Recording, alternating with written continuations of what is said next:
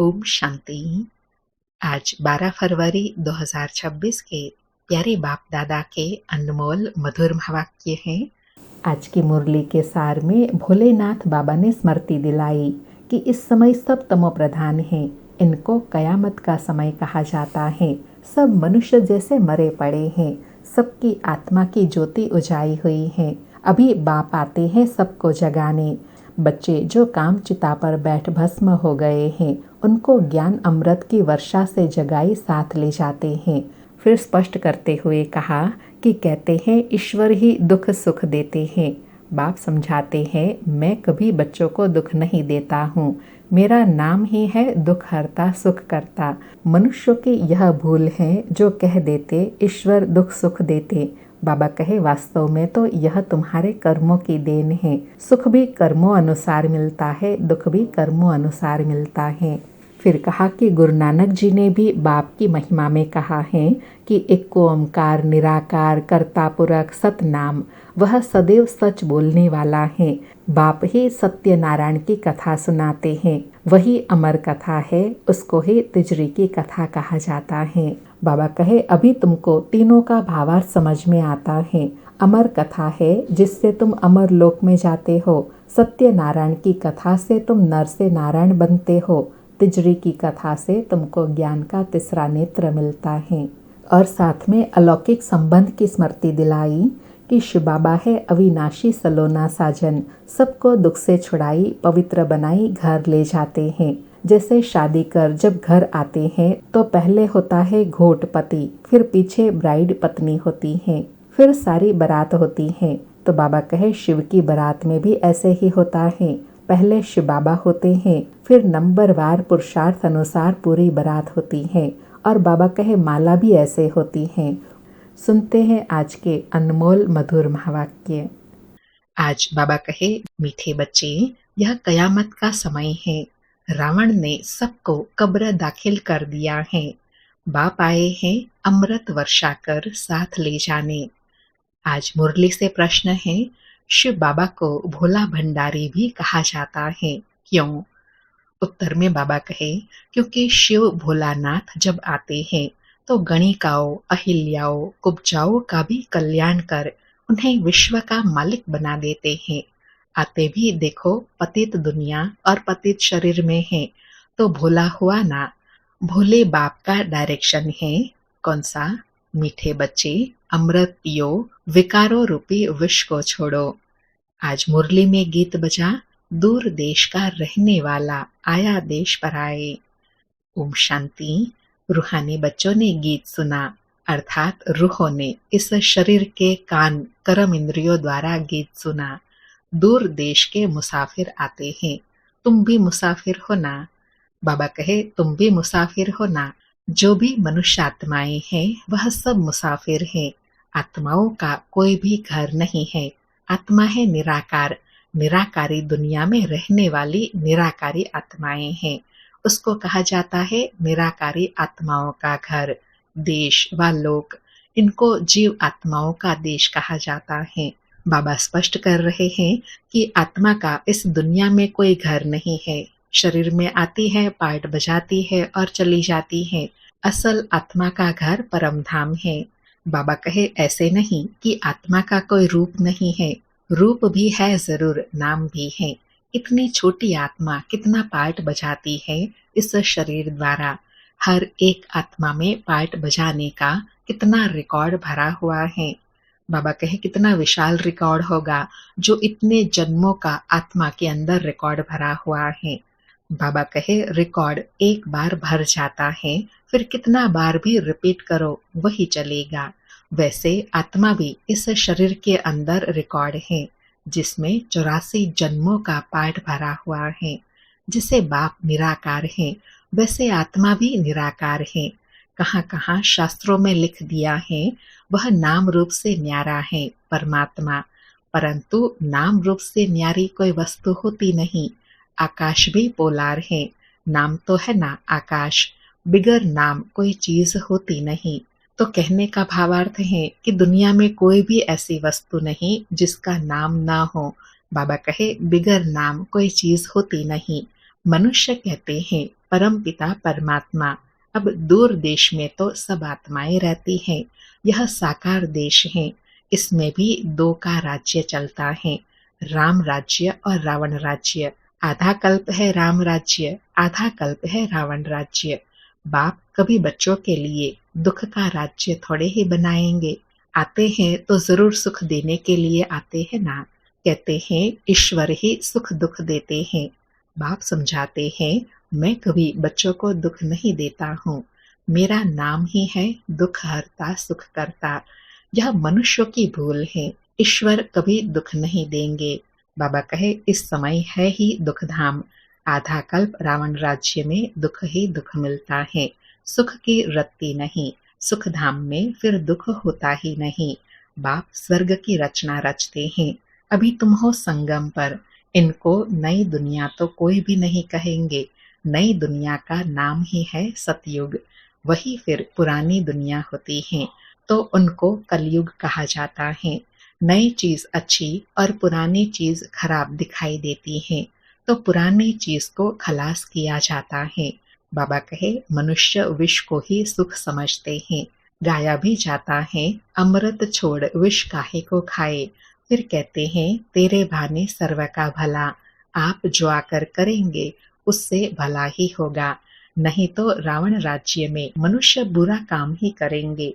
यह तो अब बच्चों को पता पड़ा है कि गुरु नानक को 500 वर्ष हुए, फिर कब आएंगे। तो कहेंगे उनकी आत्मा तो ज्योति ज्योत समा गई, आएंगे फिर कैसे। तुम कहेंगे आज से 4500 वर्ष बाद फिर गुरु नानक आएंगे। तुम्हारी बुद्धि में सारे वर्ल्ड की हिस्ट्री ज्योग्राफी चक्र लगाती रहती है। इस समय सब तमो प्रधान है। इनको कयामत का समय कहा जाता है। सभी मनुष्य जैसे कि मरे पड़े हैं। बाबा कहे कयामत के समय में जैसे इस पुरानी दुनिया में सब मनुष्य मरे पड़े हैं, भले जी रहे हैं, कर्म कर रहे हैं, लेकिन दुख अशांति विकार बुराइयों का इतना प्रभाव है तो जैसे कि मरे पड़े हैं। बाबा कहे सबकी ज्योति उजाई हुई है। बाप आते हैं सबको जगाने। बच्चे जो काम चिता पर बैठ भस्म हो गए हैं, उन्हों को अमृत वर्षा से जगाई साथ ले जाएंगे। माया रावण ने काम चिता पर बिठाई कब्र दाखिल कर दिया है। सभी सो गए हैं। अब बाप ज्ञान अमृत पिलाते हैं। अब ज्ञान अमृत कहाँ और वह पानी कहाँ। सिख लोगों का बड़ा दिन होता है तो बड़े धूमधाम से तालाब को साफ करते हैं, मिट्टी निकालते हैं। इसलिए नाम ही रखा है अमृतसर, अमृत का तालाब। गुरु नानक ने भी बाप की महिमा की है। खुद कहते एक ओंकार सतनाम करता पुरख, वह सदैव सच बोलने वाला है। सत्यनारायण की कथा है ना। मनुष्य भक्ति मार्ग में कितनी कथाएं सुनते आए हैं। अमर कथा, तिजरी की कथा। कहते हैं शंकर ने पार्वती को कथा सुनाई। वह तो सूक्ष्म वतन में रहने वाले, वहां फिर कथा कौन सी सुनाई। यह सब बातें बाप बैठ समझाते हैं कि वास्तव में तुमको अमर कथा सुनाई, अमर लोक में ले जाने आया हूँ। बाबा कहे इस कथा से तुम अमरपुरी के मालिक बनते हो। अर्थात अमरनाथ बाबा से कथा सुनने से हम अमरपुरी के मालिक बनते हैं, जहाँ अकाली मृत्यु नहीं होती। बाबा कहे मृत्यु लोक से अमर लोक में ले जाता हूँ। बाकी सूक्ष्म वतन में पार्वती ने क्या दोष किया जो उनको अमर कथा सुनाएंगे। शास्त्रों में तो अनेक कथाएं लिख दी हैं। सत्यनारायण की सच्ची कथा तो है नहीं। तुमने कितनी सत्यनारायण की कथाएं सुनी होंगी। फिर सत्यनारायण कोई बनते हैं क्या, और ही गिरते जाते हैं। बाबा कहे अभी तुम समझते हो हम नर से नारायण, नारी से लक्ष्मी बनते हैं। यह है अमरलोक में जाने के लिए सच्ची सत्यनारायण की कथा, तिजरी की कथा। तुम आत्माओं को ज्ञान का तीसरा नेत्र मिला है। बाप समझाते हैं तुम ही गुलगुल पूज्य थे, फिर 84 जन्मों के बाद तुम ही पुजारी बने हो। इसलिए गाया हुआ है आपे ही पूज्य आपे ही पुजारी। बाप कहते हैं मैं तो सदैव पूज्य हूँ, तुमको आकर पुजारी से पूज्य बनाता हूँ। यह है पतित दुनिया। सतयुग में पूज्य पावन मनुष्य, इस समय है पुजारी पतित मनुष्य। साधु संत गाते रहते हैं पतित पावन सीताराम। बाबा कहे यह जो गायन है ना, यह राइट है कि पतितों को पावन बनाने वाला बाप है। सब आत्माएं सीताएं ब्राइड्स हैं। कहते हैं हे राम आकर हमको पावन बनाओ। सब भक्तियां पुकारती हैं, आत्मा पुकारती है हे राम। गांधी जी भी गीता सुनाकर पूरी करते थे तो कहते थे हे पतित पावन सीताराम। बाबा कहे अभी तुम जानते हो गीता कोई श्री कृष्ण ने नहीं सुनाई। बाबा कहते हैं ओपिनियन लेते रहो कि ईश्वर सर्वव्यापी नहीं, गीता का भगवान शिव है न कि श्री कृष्ण। पहले तो पूछो गीता का भगवान किसको कहा जाता है। भगवान निराकार को कहेंगे व साकार को। तो बाबा कहे ऐसे ऐसे प्रश्न पूछकर ओपिनियन लो। बाबा कहे श्री कृष्ण तो है साकार, शिव है निराकार, वह सिर्फ इस तन का लोन लेते हैं, बाकी माता के गर्भ से जन्म नहीं लेते हैं। शिव को शरीर है नहीं, शिव है निराकार, वह सिर्फ इस ब्रह्मा तन का लोन लेते हैं, बाकी माता के गर्भ से जन्म नहीं लेते हैं। शिव को शरीर है नहीं। यहाँ इस मनुष्य लोक में स्थूल शरीर है। बाप आकर सच्ची सत्यनारायण की कथा सुनाते हैं। बाप की महिमा है कौन सी? पतित पावन, सर्व का सदगति दाता, सर्व का लिबरेटर, दुख हरता सुख करता। अच्छा, बाबा कहे अच्छा सुख कहाँ होता है? यहाँ नहीं हो सकता।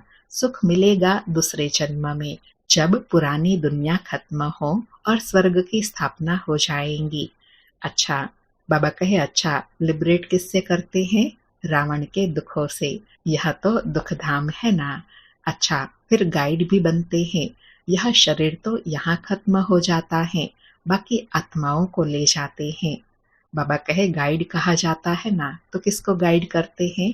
शरीर को तो नहीं गाइड करते हैं, आत्मा को रास्ता दिखाते हैं। बाबा कहे पहले साजन फिर सजनी जाते हैं। वह है अविनाशी साजन सलोना शिव बाबा। सबको दुख से छुड़ाकर पवित्र बनाई घर ले जाते हैं। शादी कर जब आते हैं तो पहले होता है घोट अर्थात पति, पीछे में ब्राइड पत्नी रहती है, फिर बारात होती है। अब तुम्हारी माला भी ऐसे है। बाबा एग्जाम्पल देकर स्पष्ट कर रहे हैं कि जैसे शिव की बारात होती है, ऐसे ही बाबा कहे माला होती है। नंबर 1 शिव बाबा आगे, उनके पीछे फिर नंबरवार पुरुषार्थ अनुसार आत्माएं होती हैं। बाबा कहे ऊपर में शिव बाबा फूल, उसे नमस्कार करेंगे। फिर युगल दाना ब्रह्मा सरस्वती, फिर हो तुम जो बाबा के मददगार बनते हो। फूल शिव बाबा की याद से ही सूर्यवंशी विष्णु की माला बने हो। बाबा कहे रुद्र की माला व विष्णु माला में पिरोने का आधार क्या है? एक फूल शिव बाबा की याद में रहना, तो रुद्र माला व विष्णु की माला में पिरोए जाएंगे। बाबा कहे ब्रह्मा सरस्वती सो लक्ष्मी नारायण बनते हैं, लक्ष्मी नारायण सो ब्रह्मा सरस्वती बनते हैं। इन्होंने मेहनत की है तब पूजे जाते हैं। कोई को पता नहीं है। क्या नहीं पता कि माला क्या चीज है? ऐसे ही माला फिरते रहते हैं। 16,108 की भी माला होती है, बड़े बड़े मंदिरों में रखी होती है। फिर कोई कहाँ से खींचेंगे। बाबा बॉम्बे में लक्ष्मी नारायण के मंदिर में जाते थे, माला जाकर फिरते थे, राम राम जपते थे, क्योंकि फूल एक ही बाप है ना। फूल को ही राम राम कहते हैं, अर्थात नमन वंदन फूल को शिव बाबा को करते हैं। फिर सारी माला पर माथा टेकते हैं। ज्ञान कुछ भी नहीं। पादरी भी हाथ में माला फिरते रहते हैं। पूछो किसकी माला फिरते हो? उनको तो पता नहीं है। कह देंगे क्राइस्ट की याद में फिरते हैं। कहेंगे क्राइस्ट की याद में फिरते हैं। उनको यह पता नहीं है कि क्राइस्ट की खुद आत्मा कहाँ है। तुम जानते हो। क्या जानते हैं? क्राइस्ट की आत्मा अब तमो प्रधान है। तुम भी तमो प्रधान बेगर थे, अब बेगर टू प्रिंस बनते हो। भारत प्रिंस था, अभी बेगर है, फिर प्रिंस बनते हैं। बनाने वाला है बाप, तुम मनुष्य से प्रिंस बनते हो। एक प्रिंस कॉलेज भी था जहाँ प्रिंस प्रिंसेस जाकर पढ़ते थे। तुम यहाँ पढ़कर 21 जन्म स्वर्ग के प्रिंस प्रिंसेस बनते हो। यह श्री कृष्ण प्रिंस है ना, उनके 84 जन्मों की कहानी लिखी हुई है। मनुष्य क्या जाने, बाबा कहे मनुष्य इन बातों को क्या जाने, यह बातें सिर्फ तुम जानते हो। भगवान आज वह सबका फादर है। तुम गॉड फादर से सुनते हो जो स्वर्ग की स्थापना करते हैं। उसे कहा ही जाता है सचखंड। किसको सचखंड कहा जाता है? जो शिव बाबा स्थापन करते हैं उस स्थान को सचखंड कहा जाता है, अर्थात स्वर्ग कहा जाता है। बाबा कहे यह है झूठखंड, सचखंड तो बाप स्थापन करेंगे। झूठखंड रावण स्थापन करते हैं, रावण का रूप बनाते हैं, अर्थ कुछ नहीं समझते। किसी को भी पता नहीं कि आखिरन भी रावण है कौन, जिसको मारते हैं फिर जिंदा हो जाता है। वास्तव में 5 विकार स्त्री के, 5 विकार पुरुष के, इनको कहा जाता है रावण। उनको मारते हैं, रावण को मारकर फिर सोना लूटते हैं। तुम बच्चे जानते हो यह है कांटों का जंगल। बॉम्बे में बबुलनाथ का भी मंदिर है। बाप आकर कांटों को फूल बनाते हैं। सब एक दो को कांटा लगाते हैं, अर्थात काम कटारे चलाते रहते हैं, दुख देते हैं। इसलिए इनको कांटों का जंगल कहा जाता है। सतयुग को गार्डन ऑफ अल्लाह कहा जाता है। वही फ्लावर्स कांटे बनते हैं, फिर कांटों से फूल बनते हैं। अभी तुम 5 विकारों पर जीत पाते हो। इस रावण राज्य का विनाश तो होना ही है, आखिर बड़ी लड़ाई भी होंगी।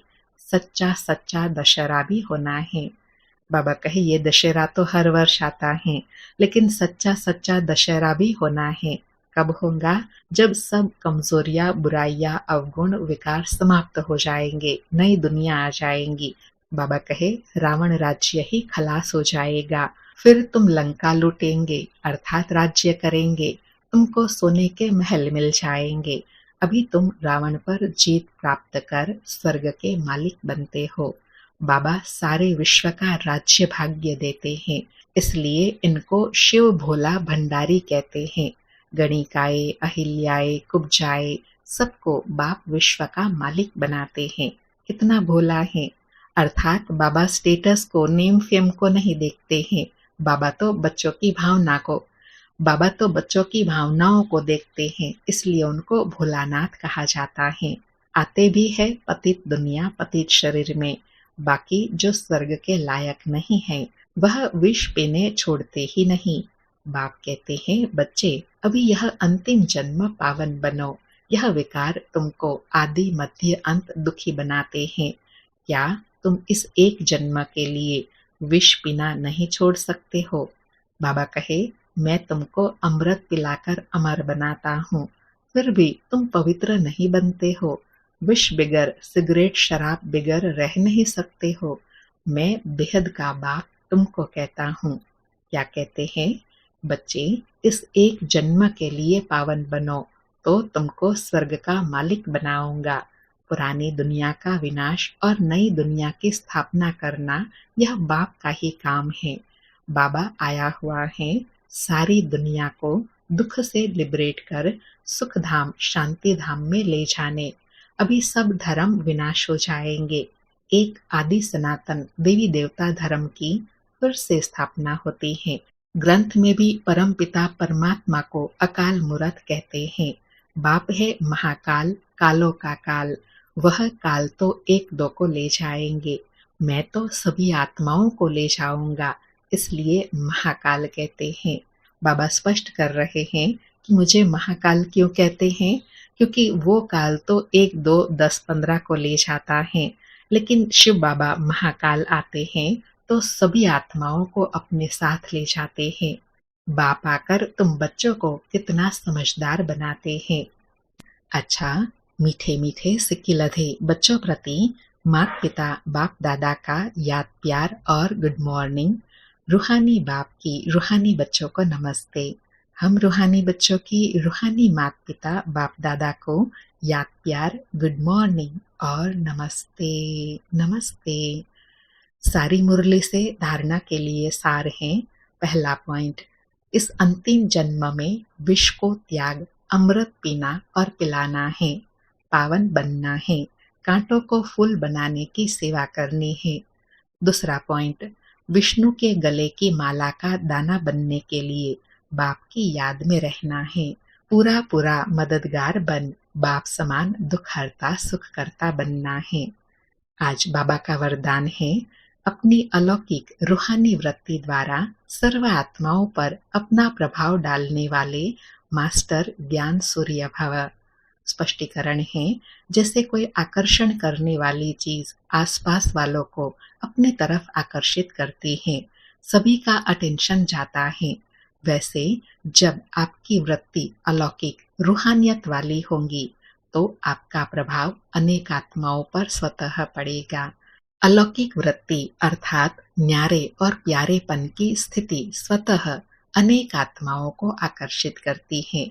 ऐसी अलौकिक शक्तिशाली आत्माएं मास्टर ज्ञान सूर्य बन अपना प्रकाश चारों ओर फैलाती हैं। बाबा कहे, जैसे सूर्य अपनी तरफ आकर्षित करता है, वह कोई आकर्षण करने वाली चीज न चाहते हुए भी अपनी तरफ आकर्षित करती है। ऐसे बाबा कहे, जब आपकी अलौकिक वृत्ति हो जाएंगी, अर्थात ऐसी अलौकिक शक्तिशाली आत्मा ही मास्टर ज्ञान सूर्य बन अनेक आत्माओं को रूहानी राह दिखाती रहेंगी। आज का स्लोगन है, सदा स्वमान की सीट पर स्थित रहो तो सर्व शक्तियां आपका ऑर्डर मानती रहेंगी। आज के अव्यक्त इशारे हैं, एकता और विश्वास की विशेषता द्वारा सफलता संपन्न बनो। बाबा कहे, ज्ञानी बनने के साथ साथ स्नेही बनो। स्व की सेवा विश्व सेवा का आधार है। सेवा में सिर्फ 2 शब्द याद रखना। कौन सा? एक निमित्त हूँ, दूसरा निर्माण बनना ही है। इससे एकता का वातावरण बनेगा, एक दो के स्नेही बनेंगे। तेरे मेरे की, मान शान की, टकराव की भावनाएं समाप्त हो जाएंगी। कब? जब निमित्त भाव रहेगा, निर्माण भाव रहेगा, तो वातावरण भी ऑटोमेटिकली एकता वाला बन जाएगा। फिर तेरे मेरे का टकराव भी समाप्त हो जाएगा। अच्छा, ओम शांति। शुक्रिया बाबा, शुक्रिया।